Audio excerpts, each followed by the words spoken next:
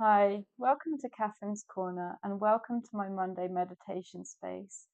Today I'm meditating on hope, and we can sometimes see our lives as kind of like a desert landscape where not a lot is changing. Today is Groundhog Day in America, and I don't know if you've seen the film where the guy has the same day kind of on repeat, same song on the radio when he wakes up, nothing is shifting. Well, in kind of the Groundhog Day celebrations, the groundhog comes out today. If he sees his shadow, it's 6 more weeks of winter. If he doesn't, we're going to get an early spring. But there's also Candlemas, which is the church celebration of when Jesus was presented in the temple. And in Candlemas tradition, if it's cloudy, then it's going to be an early spring. And it was definitely cloudy today. But I don't think that's a great way to to see the future. So I think my hope needs to be on something more certain than that. But Candlemas is an example of someone who had faith. So Simeon had had a promise that he would not die until he saw the Lord. And he sees Jesus in the temple that presentation day. And he's then like, let your servant depart in peace. I can die happy now.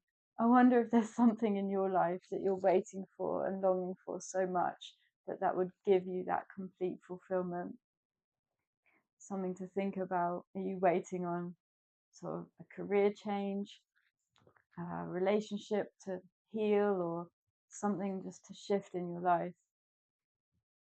I went to a Teze service, which is like the sun chants that from the community of Teze, but we did it in our local church, and some of the songs were beautiful. So one of them said, "Within our darkest night, you kindle the fire that never dies away," and another, "Our darkness is never darkness in your sight.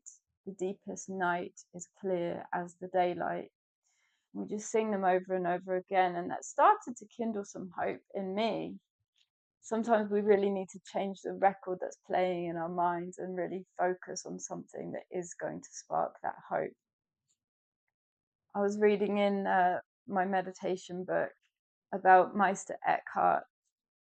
In one of his sermons, he likens the person coming into prayer to a damp log that is placed on the fire. It takes time for the log to be warmed and catch fire. In order that the wood may catch fire and be penetrated completely, time is needed because the wood and the fire are so dissimilar. At first, the fire warms the wood and makes it hot. Then the wood starts smoking and spitting and crackling because the two are so dissimilar. But as the wood gets hotter, it gets quieter. The more the wood gives up to the fire, the more peaceful it is, until at last it really turns to fire. Sometimes it is in our darkest moments, if we are able to wait, that we catch fire. Take care.